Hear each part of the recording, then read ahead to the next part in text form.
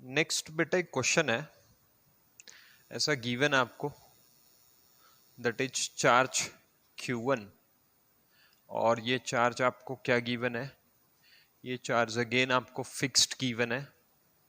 और ध्यान से देखिए सिचुएशन को, ऐसा गिवन है आपको कि यहां से, इनफैक्ट आप यहां से समझिए कि यहां से ये इनफाइनाइट डिस्टेंस है, यहां एक चार्ज Q2 और मास m को V0 स्पीड के साथ ऐसे इस पर्टिकुलर डायरेक्शन में क्या कर दिया जाता है, प्रोजेक्ट कर दिया जाता है। ये V0 स्पीड के साथ क्या कर दिया जाता है, प्रोजेक्ट कर दिया जाता है। और ये लाइन ऑफ प्रोजेक्शन और ये वाली लाइन के बीच का जो डिस्टेंस है वो d गिवन है आपको। और ये d आपको मॉडर्न फिजिक्स जब आप पढ़ेंगे, अगेन मैं आपको बता रहा था कि ये क्वेश्चंस किससे रिलेटेड है, रदरफोर्ड एटॉमिक मॉडल से रिलेटेड है। तो ये d जो वहां है वहां क्या कहलाएगा, ये d को आप इम्पैक्ट पैरामीटर बोलेंगे। ये चीज मैं आपको थोड़ा सा नोट करवा देता हूं, ज्यादा काम का है नहीं अपने अभी यहां पर, बट बाद में आपको चाहिए होगा। इम्पैक्ट पैरामीटर नामक टर्म से इसको डिनोट किया जाता है। तो ये d परपेंडिकुलर डिस्टेंस है। अगेन आपसे इस क्वेश्चन में भी क्या पूछ लिया गया है कि फाइंड आर मिनिमम पूछ लिया गया है। ठीक है जी, और कुछ बोला नहीं हुआ आपको क्वेश्चन में, सिर्फ इतना बोला हुआ, मान लीजिए कि चार्ज Q1 फिक्स्ड है, उससे इनफाइनाइट डिस्टेंस दूर ऐसे d परपेंडिकुलर डिस्टेंस है, लाइन ऑफ प्रोजेक्शन और the line drawn from Q1, ये लाइन, इनके बीच का डिस्टेंस d अपार्ट है, मतलब ये परपेंडिकुलर डिस्टेंस है जिसको कि आप मॉडर्न फिजिक्स में इम्पैक्ट पैरामीटर बोलेंगे। और चार्ज Q2 मास m को V0 स्पीड के साथ प्रोजेक्ट कर दिया जाता है और पूछ लिया जाता है आपसे कि आप आर मिनिमम फाइंड करिए। फाइंड तो आप तब कर पाएंगे जब आपको इस केस में ये अंदाजा हो कि जो दोनों चार्ज पार्टिकल्स के बीच का इंटरेक्शन है, इंटरेक्शन मतलब समझिए आप इस चीज को मैं क्या बोल रहा हूं आपको, क्योंकि चार्ज Q1 फिक्स्ड है, do not worry about it, ये कहीं नहीं जाने वाला, ये यहीं रहेगा। बट सिर्फ और सिर्फ चार्ज मूव कर कौन रहा है सिस्टम में, सिर्फ और सिर्फ चार्ज Q2 मूव कर रहा है। तो जो चार्ज Q2 का मोशन है वो बहुत इंपॉर्टेंट है इस क्वेश्चन में एनालाइज करना। तो अगर आप इसको समझ पाए तो आप इससे ऐसे समझें, मतलब समझ क्या पाए, इनफैक्ट ऐसा ही होगा। तो आप इस क्वेश्चन को थोड़ा सा एनालाइज करें कि ये कुछ दूरी तक ऐसे चलने के बाद, जब तक कि ये काफी क्लोज नहीं आ जाता, जो इसका डेविएशन है चार्ज पार्टिकल का, वो कुछ ऐसा होना शुरू हो जाएगा। मतलब चार्ज Q2 और मास m का जो डेविएशन है वो कुछ ऐसा होना शुरू हो जाएगा। क्योंकि हमने क्वेश्चन क्या मान करके सॉल्व किया है, हम लोगों ने क्वेश्चन ये मान करके सॉल्व किया है कि जो Q1 और Q2 है उन दोनों का जो नेचर है वो कैसा है, वो सेम नेचर है दोनों का। तो कुछ ऐसा डेविएशन लगभग ये ऐसा शो करेगा, कुछ ऐसे दूर होना शुरू हो जाएगा। और अब आप समझ सकते हैं कि ड्यूरिंग इट्स मोशन एक ही सिचुएशन सिर्फ ऐसी आएगी, लेट्स सपोज ये वो पॉइंट आएगा जब कि Q1 और Q2 के बीच में जो सेपरेशन है वो क्या हो जाएगा, वो मिनिमम हो जाएगा। समझें आप इस चीज को। तो ये वो आपका क्या है, आर मिनिमम है। ठीक है जी, इसके पहले भी और इसके बाद में भी जो सेपरेशन है वो इस क्वेश्चन में क्या है, वो ज्यादा है। आप समझ सकते हैं। आप देखिए कोई भी लाइन आप इधर को ड्रॉ करके देखिए तो आप पाएंगे कि ये वाला सेपरेशन भी ज्यादा है। आप इस तरफ को भी कोई भी लाइन ड्रॉ कर लीजिए, आप पाएंगे कि ये वाला सेपरेशन भी क्या है, ज्यादा है। तो मतलब ये क्या था, motion of charge particle, charge Q2 and mass m कुछ इस तरीके से क्या करेगा, इस क्वेश्चन में मूव करेगा, डेविएट हो जाएगा, मतलब ये अपने पाथ से।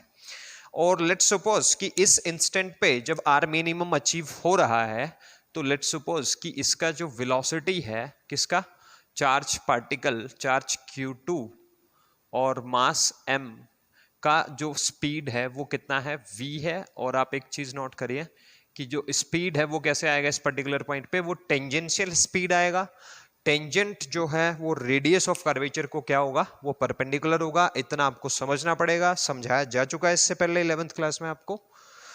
तो आप अब क्वेश्चन को सॉल्व करने की डायरेक्शन में काम करें। तो क्वेश्चन को सॉल्व कैसे कर सकते हैं, एक इक्वेशन तो सिंपली एनर्जी कंजर्वेशन से आ जाएगा, because electrostatic forces are only applicable in the question, so mechanical energy can be conserved. तो मैकेनिकल एनर्जी को अगर आपने कंजर्व कर लिया तो क्या लिखा जाएगा, that is kinetic energy initial plus potential energy initial that has to be equal to kinetic energy final plus potential energy final. तो काइनेटिक एनर्जी इनिशियल कौन है, किसकी है, सिर्फ और सिर्फ चार्ज Q2 की, क्योंकि यही इनिशियली मूव कर रहा है, दैट इज कितना, half m v not square. Potential energy initial कितना हो गया, 0, क्योंकि चार्ज पार्टिकल कितना सेपरेटेड है एक दूसरे से, इनफाइनाइट। फाइनल काइनेटिक एनर्जी क्या है जी, फाइनल काइनेटिक एनर्जी में भी कौन मूव कर रहा है, सिर्फ charge Q2, that is half m v square. Final potential energy कितनी है, दैट इज कितना, k Q1 Q2 by again कितना, r मिनिमम या r whatever you want to write. तो क्या हो गया अपने पास, एक इक्वेशन तो ये आ गया इस क्वेश्चन में, ठीक है जी, एनर्जी कंजर्वेशन से।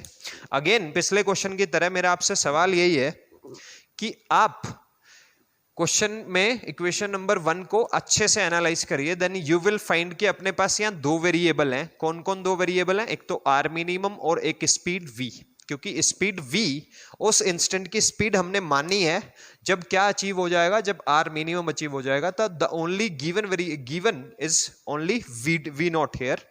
तो दो वेरिएबल एक इक्वेशन से तो सॉल्व नहीं होने वाले, तो अगेन आप यही सोचिए कि जो सेकंड इक्वेशन है वो आएगी कहां से।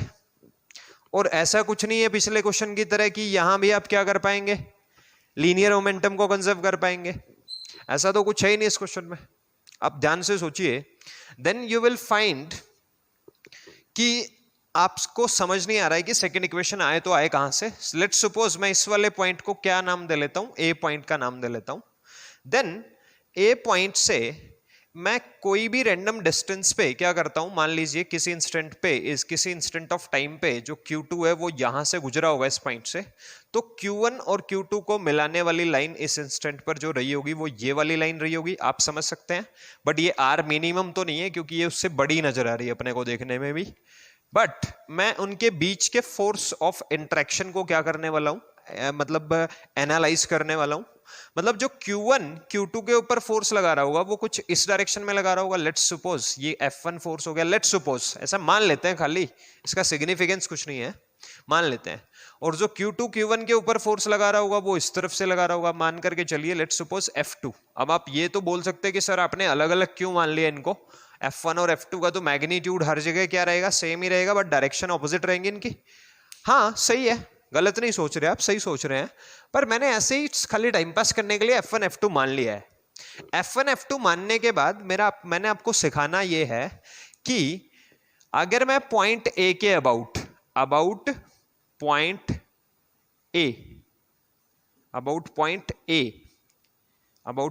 ए ये चीज नोट करें आप, अगर ए पॉइंट के अबाउट नेट टॉर्क देखता हूं, क्या देखता हूं, नेट टॉर्क टाउ नेट, तो मुझे देखना है कि टाउ नेट अबाउट किसके, पॉइंट ए के कितना आएगा। क्योंकि देखिए आप ध्यान से देखिए, इट्स ए टर्निंग, तो जहां पे भी टर्न की बात आए लीनियर मोमेंटम को भूल करके एंगुलर मोमेंटम पे आ जाइए आप, ये बार बार नहीं सिखाई जाएंगी ये चीजें आपको। तो नेट टॉर्क अबाउट किसके देखना है मेरे को, ए पॉइंट के अबाउट देखना है। As both the forces passes through A, दोनों के दोनों फोर्स कहां से पास हो रहे हैं, ए पॉइंट से पास हो रहे हैं, तो net torque about A is equals to what, 0। तो ए के अबाउट नेट टॉर्क किसी भी इंस्टेंट ऑफ टाइम पे क्या रहेगा, 0 रहेगा। आप ये वाली सिचुएशन नहीं, कल को आप बोल देंगे नहीं सर आपने यहां क्यों नहीं मानी, तो यहां भी मान लीजिए भाई। एट लास्ट जो फोर्सेस हैं, दोनों फोर्सेस जो लगेंगे, इधर वाला भी और उधर वाला, वो दोनों के दोनों फोर्स पास तो ए से ही करेंगे ना, पास तो इस इंस्टेंट ऑफ टाइम जब आर मिनिमम अचीव हो चुका है तब भी कहां से कर रहे हैं, वो ए से ही पास कर रहे हैं। तो अभी भी नेट टॉर्क अबाउट ए क्या लिखा जाएगा, 0 लिखा जाएगा। और अगर नेट टॉर्क अबाउट ए 0 है तो एंगुलर मोमेंटम, क्या चीज, angular momentum is conserved about point A. Angular momentum conserve है इस क्वेश्चन में किसके अबाउट, ए के अबाउट, ठीक है जी। एंगुलर मोमेंटम को कंजर्व कर लेते हैं। अब एंगुलर मोमेंटम को लिखते कैसे थे आप, अगर आपको ध्यान हो तो एल वेक्टर को कैसे लिखते थे, for a system of particles के लिए आप एंगुलर मोमेंटम कैसे लिखते थे? मैंने आपको एंगुलर मोमेंटम दो अलग अलग तरीके से लिखना सिखाया था। I omega L is equals to I omega भी सिखाया था और L is equals to M R cross V भी सिखाया था। तो एम आर क्रॉस वी मैंने आपको स्ट्रिक्टली तब भी बताया था कि पार्टिकल्स के केस में लगाना है, और अगर रिजिड बॉडी का क्वेश्चन है तो आपको क्या यूज करना है? आई ओमेगा यूज करना है। ये चीज आपको ध्यान होनी चाहिए। तो एल वेक्टर को मेरे को क्या लिखना है? That is M R cross क्या वी। ऐसा भी लिख सकता हूं, मतलब मेरे पास इसको लिखने के दो तरीके हो सकते हैं। क्या? Simply that is M R V sine theta, या फिर मैं इसको लिखना चाहूं तो कैसे लिख सकता हूं? That is M V into क्या? R sine theta. मैं चाहूं तो ये यूज कर सकता हूं, मैं चाहूं तो ये यूज कर सकता हूं। मैंने आपको सिखाया था 11th में कि दोनों चीजें एक ही चीज को रिप्रेजेंट करती हैं। ठीक है जी। तो इनिशियल एंगुलर मोमेंटम आपको मैं बताता हूं about A. Initial angular momentum about क्या? ए। अबाउट ए इनिशियल बोला है मैंने आपको। इनिशियली इसको यहां से क्या किया गया? वी नॉट रफ्तार से मूव किया गया है। तो इसका मास कितना गिवन है आपको पार्टिकल का? m into r as it is लिख लेते हैं। r एज इट इज लिख लिया। r क्या हो गया जी? r परपेंडिकुलर डिस्टेंस हो गया between velocity vector and r vector. ठीक है जी। तो ये कितना हो गया? m इंटू d, ठीक है जी, इंटू v साइन थीटा लिखेंगे तो d और v नॉट के बीच का एंगल कितना है जी? अगेन 90, तो साइन 90 कितना हो गया? 1 हो गया। तो m इनफैक्ट इसको क्या लिखें? v नॉट इंटू क्या लिखें? d लिखें। तो ये क्या आ गया आपके पास? इनिशियल एंगुलर मोमेंटम आ गया। सिमिलर वे में आपको क्या भी लिखना है? फाइनल एंगुलर मोमेंटम भी लिखना है अबाउट a। तो m तो एज इट इज आ गया जी, और v कितना हो गया इस केस में? v हो गया, क्योंकि v और r मिनिमम के बारे में मैं आपको पहले ही बता चुका हूं कि दोनों के बीच का एंगल क्या रहेगा? 90 डिग्री रहेगा, क्योंकि टर्निंग या कार्वेचर टाइप के पाथ पे जब भी आप वेलोसिटी लिखेंगे तो टेंजेंशियल वेलोसिटी लिखेंगे, और टेंजेंट और रेडियस ऑफ कार्वेचर में जो एंगल रहेगा वो तो 90 रहेगा। तो अगेन आप इसे सिंपली ऐसे लिखें, एम वी इंटू कितना?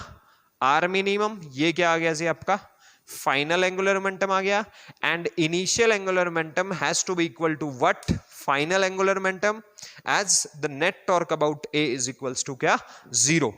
तो अगर आप इनिशियल और फाइनल को बराबर कर देंगे तो आपका जो आंसर आया वो कितना आया जी? That is M V naught into D, that is M into V into कितना?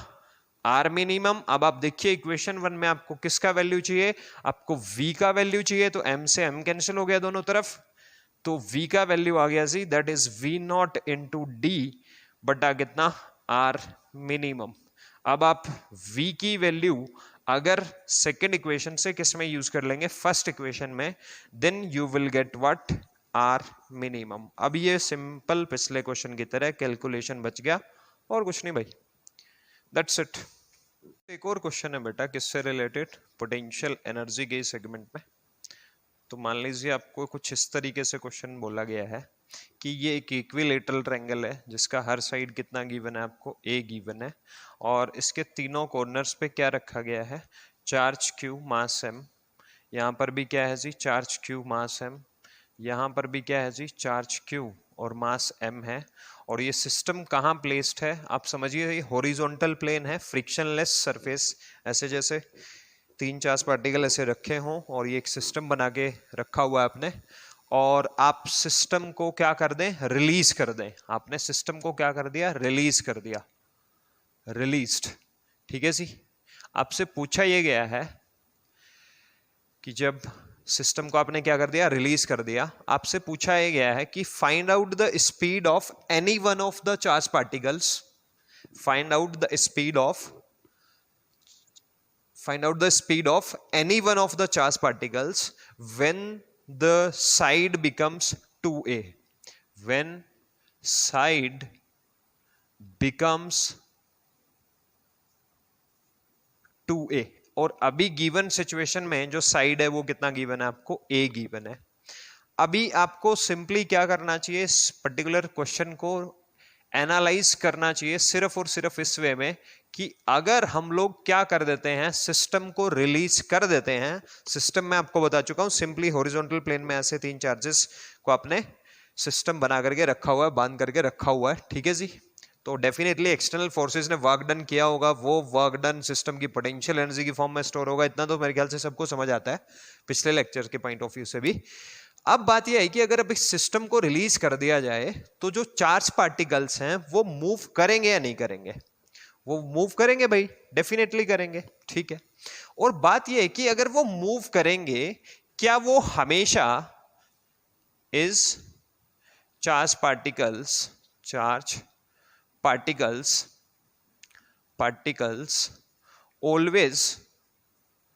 always form a triangle? क्या वो हमेशा मतलब किसके कॉर्नर्स पे रहेंगे? ट्रायंगल के कॉर्नर्स पे रहेंगे। सबसे पहला सवाल है मेरा आपसे कि क्या वो हमेशा, अगर इस सिस्टम को रिलीज कर दिया जाए तो क्या चार्ज पार्टिकल हमेशा ट्रायंगल के ही कॉर्नर्स पे रहेंगे जैसा कि गिवन है? जी बिल्कुल, इस क्वेश्चन में वो कहां रहेंगे? वो ट्रायंगल के कॉर्नर्स पे ही रहेंगे। घबराएं नहीं इस पर्टिकुलर चीज को देख करके। क्यों नहीं घबराएं? उसका मैं कारण देता हूं आपको। अब आप ये चीज इलेक्ट्रिक फोर्स में ही पढ़ चुके हैं, इलेक्ट्रोस्टैटिक फोर्स में पढ़ चुके हैं क्या, कि जब दो चार्जेस एक दूसरे के ऊपर फोर्स लगा रहे हैं तो the force acting between the force of interaction acting between the two charge particles is independent of the presence or absence of the third charge particle। क्योंकि अगर मैं बोलूं कि इन दो चार्जेस के बीच में जो फोर्स लग रहा है वो क्या इस पे डिपेंड करता है, तो वो सिंपली इस पे डिपेंड करता ही नहीं है भाई। क्या इन दोनों के बीच में एक्ट होने वाला फोर्स इस पे डिपेंड करता है? तो वो करता ही नहीं है। तो आप एक चीज समझें कि ये हमेशा कहां रहेंगे? ट्रायंगल के कॉर्नर्स पे रहेंगे। तो आपसे पूछा यह गया है कि when the side becomes 2a find out the speed find करना है आपको किसी भी एक क्या चार्ज पार्टिकल का, तीनों में से, और तीनों चार्ज पार्टिकल आइडेंटिकल गिवन है आपको। तो हो क्या जाएगा? हो ये जाएगा क्वेश्चन में कि आपका जो ट्रायंगल है वो किसी भी इंस्टेंट ऑफ टाइम पे कुछ ऐसा हो जाएगा। आप समझिए इस चीज को कि ये कुछ ऐसा हो जाएगा, ये कुछ ऐसा हो जाएगा। ये एक अब ट्रायंगल बन गया है जिसका जो नया साइड है वो कितना है जी? वो 2a आपको गिवन है। ये ट्रायंगल के कॉर्नर्स पे ही है। ये वही चार्ज q मास m, ये वही चार्ज q मास m, ये वही चार्ज q और मास m। और अब ये क्या कर रहे हैं? इस इंस्टेंट पे भी मूव कर रहे हैं भाई, जैसा कि बोला गया आपको क्वेश्चन में स्पीड फाइंड करना है आपको।